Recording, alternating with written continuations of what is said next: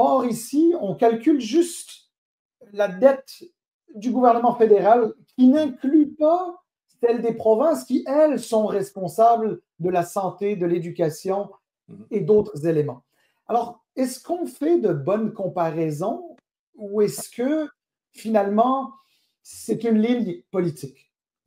Euh, Regarde, tu as raison et c'est une excellente question.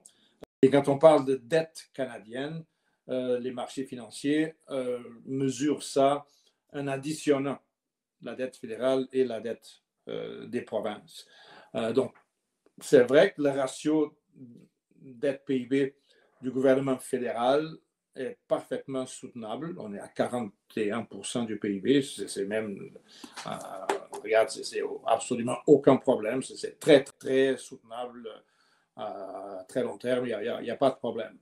Cependant, comme tu as mentionné, ce qu'il faut regarder, c'est la cap, parce qu'il y a un contribuable qui envoie ses taxes et impôts à Ottawa et à Québec et aux autres capitales provinciales.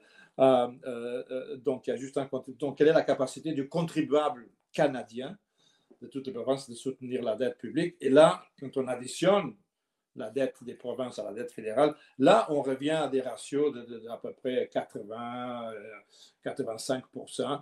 C'est encore moins élevé qu'en France, c'est encore moins élevé, évidemment, le Japon et les États-Unis, moins élevé que le Royaume-Uni, mais ça commence à être un peu élevé. Généralement, on dit que la dette publique devient dangereuse quand elle atteint 100% du PIB.